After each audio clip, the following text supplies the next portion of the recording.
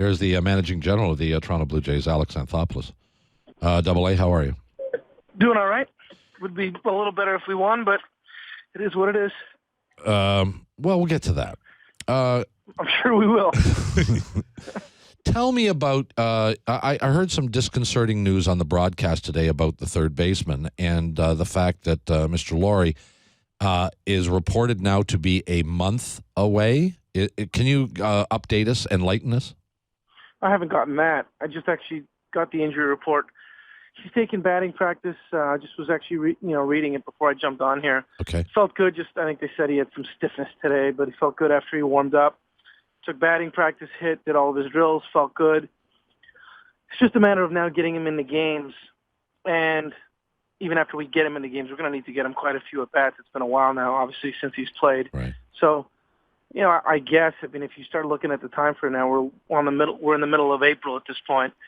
Before I left Toronto, we thought conservatively maybe he could be back for the Yankee series at home, or I thought at the latest would be the next road trip. I think we open up in Baltimore on the 22nd, and that's what I thought would be the worst-case scenario, but certainly a chance he could be back sooner than that. So I haven't heard anything to change that yet. Okay, so you're now talking about 2 weeks or less, not a month. Correct. Okay.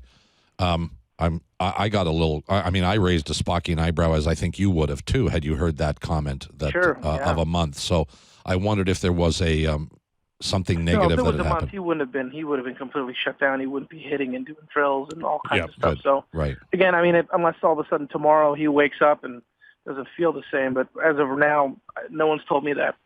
Okay, well let's wrap up this part of things right off the top then, Alex. What's Ricky Romero? Is he pitching in Dunedin today or not? No, he's throwing the equivalent, I guess, of live batting practice pretty much at this point. He's doing it every five days. So he's not formally in games yet in the Florida State League, but he's done a lot of drill works. He's done a lot of bullpens and sides and things like that. And he's been throwing live batting practice. And Dane Johnson is our point guy that's spent a lot of time with him. He's very encouraged. But again, we haven't set up a date for games, but I do think that's coming soon. Again, we haven't decided this, but I can imagine within a week to 10 days would probably be when we probably have him get into a game. But again, we haven't finalized that. But it's getting to the point now after a few live BPs, he'll then move into games. It seems, given that he was, he was pitching at the end in spring training and he declared himself okay at the end of spring training, that you guys have gone very slow and steady on this one. Yeah, and you know what? It's really, he could have just continued. Obviously, we could have carried him up here. He could have continued to pitch, but with the changes that we were starting to make, it was one of those things that you wanted to make sure that those changes were cemented, I guess is the best way to put it. And, from there, first you have to do it in bullpens, and then, can you carry it over when you have a hitter stepping in the box, live batting practice. So we're really relying on Dane to be the one to tell us when he thinks that, okay, he's ready to take these changes in his delivery into games. With Alex Anthopoulos, the general manager of the Blue Jays. When we were in Florida and chatted with you last was just around the time, a few days before the decision was made on Ricky, as I recollect. And I think we raised this subject while we were there. How much of this with Ricky is a physical change, a structural change in the way he pitches, and how much of this, quite frankly, is now between his ears? Give me your answer to that question now. Has it changed at all? Maybe slightly. Just talking to Ricky before we left. I saw him even that Saturday before we opened up. And he feels it's a little bit of both. But I think that goes without saying. When you're not having any success, it's tough to have confidence. So from that standpoint, is there some component of that? Sure. But there's been some changes. And even things that he'd be in the full windup. Basically, he'd take his hands over his head. Now he basically starts his hand with his glove, and he goes down to his belt, and he separates there. And again, it's not a huge change, but little things like that to affect balance and so on. And obviously, we've talked about his direction of the plate and things like that. But there's no question, confidence certainly helps. And it's the age-old question: what comes first, success or confidence? So I think it's part of it, but in our minds, primarily, it's more a mechanical issue that we need to just get him back to throwing strikes. Is it, once he gets to the point of pitching in games, and I assume that will come in Dunedin, because the quality of the competition, the level of the competition there is not what it would be at the major leagues. Does it create a dilemma for you and your organization in picking the right time to say, okay, he is now ready? I don't think so, because his stuff is still very good. He still has great action and great life. And if he's throwing strikes, now again, it's one thing, when you watch a game, someone might be throwing strikes, but the hitters could be helping where he may, they may set up down and away and he may miss in, but this hitter might swing and it may be a line out. And then you may look at the box score and the line may look good, but we might say, he missed a lot of his spots, or right, he got away with a lot of mistakes. He hung a changeup, he hung a curveball. So once the action on everything he throws is good and he's throwing strikes, I don't think it matters for him. And we haven't got that far to say, okay, would we let him pitch in Dunedin? Would we move him up to New Hampshire or somewhere else? Would we bring him straight up here to Toronto? We haven't gotten to that point, but once it clicks, I think it'll come fast, and we're not going to have to necessarily worry about it.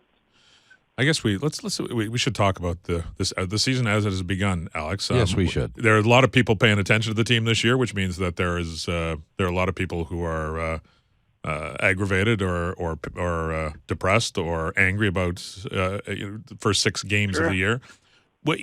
This team, but to be fair, this team has played one game where it looked like the team a lot of people expected it to be, and that was with your number 5 guy on the mound. They looked terrific that day, but every other day something or several somethings has gone wrong. What have you seen that concerns you, first of all, about your team? I think it's just putting everything together at the same time, which I guess that happens to every team at times. But if we have a day where we swing the bats, we may not pitch. But I do think ultimately it's going to come down to how well we pitch, which I know it's stating the obvious. But, even in the first 4 games, I think 3 out of 4 quality starts. And, we didn't obviously get that today, but I'm not worried about Brandon. Brandon's going to be fine in the long run. And if you pitch and your starter goes out there and he gives you a quality start, we're going to have a chance to win some games. So we just haven't been able to put it all together one way or the other. So, and I know everyone will say, well, it's early and things like that. And, there'll be times, I'm sure, that we're going to be playing very well and everyone's going to be excited. And at the same time, we're going to be more objective about it and realize there's going to be peaks and valleys. So we have guys that are cold in the lineup. That's part of it, and they will heat up and do better. I don't think Edwin Encarnacion is going to hit 080 the entire year. I think that's certainly going to get better, and our starters will get better, and I think it's just going to take time. I don't know when, but I know ultimately I've been through this enough now that it does balance out when it's all said and done. How do you evaluate the performance of Colby Rasmus, who has been all or nothing over the past first 7 games? He has hit some monster home runs, but has struck out at a rate that would probably put him in the record book if it continued for 162 games, and his batting average, I think, is still below 200. I mean, how do you balance the big knock with a lot of Ks? Yeah, no, there's no doubt. There's been a lot of strikeouts there, and like you said, he's hit some big home runs. He's done that in the past. Last year, he even started out slow, and then finally, leading up to the All-Star break, he had very good numbers. So, we just have to stay patient and know that he's been around long enough that it will balance out. If it continues for a longer period of time, like with any player, you'd obviously be a little more concerned about it. But you can't be too reactionary too early into the season. Because, again, it's just 1 or 2 games, someone gets hot, and all of a sudden your mind changes on how they look and how they play. So I know that all we have to go off is the first 6 games or so. And I understand it's going to be a talking point. Like Steven said, it's something everyone's paying attention to the team, and that's great for us. But just in the long, we've all seen enough games and been through enough seasons to know that once you get a little more data and a little more information, a little more time, probably easier to make an evaluation.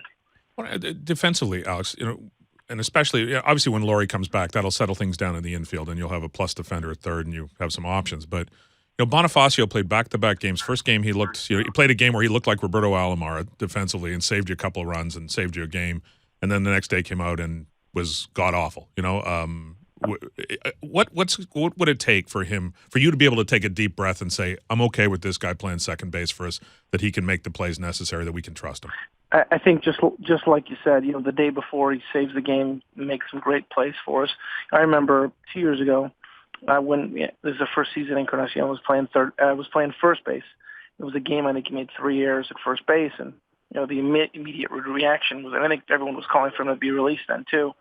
was he can't play first, he shouldn't play there anymore. But we had seen a lot of good things in the past. So, with Bonnie, we saw once he settled in at second base in spring training, he made some great plays. He looked very good there. Obviously, like you said, that night before, he looked very good, and he just had a bad night. Just like you said, he had a really bad night. It happens, but over the course of time, we're not worried about him. I think that's his spot. Obviously, he can play the outfield as well, but in terms of the infield, that definitely seems to be his best spot. And he settled in. Other than that one game, he's been fine. Have you talked to any of the players since the season began? Oh, sure. I see him. I'm on the road now, so I'm going to be on a lot more road trips this year. But sure, I think there's no. I know that obviously, the fan base and so on. We live and die with every game, but it's. There's no worry at all. Obviously, everyone realizes that it is a long year and they're going to go through ups and downs. So it's actually very good mood in the clubhouse overall. I think one of the things that, again, it's a new team and a new group, but especially watching it, with a guy like R.A. Dickey, where people haven't watched a knuckleballer. I've watched knuckleballers from visiting teams, but never watched a guy through a whole season. Sometimes it's hard to know what you're looking at, and you don't measure. It's not about velocity. It's not about pitch counts. It's not anything a pitching coach can even advise him on sometimes. But when the first start was okay, the second start was awful, Alex. And what are you seeing there from R.A. Dickey? Well, I think, like you said, we don't know him enough, and we haven't seen him enough to say, okay, well, that reminds me of this or that or whatnot. You just have to go off of what's happened the last 3 years, the last 600 innings. Obviously, we've seen him look really good. Whether it's highlights the last few years, and again, it's over 600 innings worth of data doing that, or even to me, you take his start against the Dominican in the World Baseball Classic. I thought he looked outstanding that day, and against a very good lineup, and he looked really, really good, and his stuff was moving and had great action. Even that first game, obviously, JP had a tough time with him, but I thought the action on everything he threw was outstanding. So he's still getting strikeouts with what he's throwing, and he cracked his nail in the first inning of the last start. He says, "Oh, this happens all the time. I'm not going to make an excuse for it," and I'm not necessarily saying that impacted anything because I don't know. I mean, Ari said he's done it before and he gets through it and he still pitch with it, but it seemed like he threw his fastball a little bit more and his changeup a little bit more compared to the first start. So, again, we've got over 600 innings worth of data on him, a great performance. And, again, everyone's entitled to have some games where they get hit a little bit. I think somebody pointed out, I think his second or third start last year, I think he gave up 8 runs. So yeah, it's going to happen. It's going to happen over time. Now, looking at the weather, Alex, it looks like you guys could get rained out the next 2 days, which will be, and I hope you enjoy Detroit, but on a rainy day. But if that happens, is that a good thing for you guys right now, or a bad thing given the way it's going? I mean, it depends. If it's gonna be start and stop here, then you'd rather get rained out because you don't want to burn your starter, have him go 2 innings, and then have to go to the bullpen. But no, you want to play the games. We have actually took a look at this. We have mutual off days with Detroit. I think September 5th and the 19th. So if we do get rained out the next 2, we could come back and play 2. And I guess September is not the worst time in the world to do it because we do have expanded rosters at that time. But I'm optimistic we're going to get these games in. We don't come back here again, so you'd rather get the games in and be able to move on and be able to take advantage of your off days when they come. Last question. You shook up your bullpen the last couple of days with a couple of moves, and are we expecting to see more of that? Should we expect Alex Anthopoulos to have a quicker trigger, especially with guys who would be classified as fringe guys? You know what? We're carrying 8 men in the bullpen. That was just until Lawrie was going to come back. So you could see that 8th spot be a bit of a revolving door. Once Lawrie comes back, we'll have our 7. Cecil was clearly the guy that was the 7th guy for us, and he's done a very good job early in the season. So I wouldn't really make too much of that. Normally you don't carry 8 relievers. And again, it's just it was something that we used Dave Bush to throw 3 innings, so we didn't have to use guys like Oliver and Santos and Jansen and just save the bullpen. We know we're going to need them over the course of the season. So you might see changes again, but once you see Lawrie get back, I don't expect there to be a lot of change there. Do you want to comment on Miguel Batista? Just someone that we needed for AAA depth, guy that can go long. Again, we're always looking to make that team better. to provide innings, and he can obviously spot start. We don't have a lot of depth in terms of long relief, and he's someone who's obviously been around forever. He's been in the big leagues the last few years and was willing to take any role at all. So I don't even know what his role is going to be down there, but Marty Brown and those guys will find a spot for him, and he'll either be long relief or spot start. Just to clarify, Miguel Batista signing a minor league deal. That's accurate, isn't it, Alex? A minor league deal? Yeah. With the Toronto Blue Jays. Well, spawn and sane in 3 days of rain, I guess, or something like that. You may get the rain. I don't know about spawn and sane, but better. We're going to hope so. Better luck. Thanks a lot as always. All right, guys.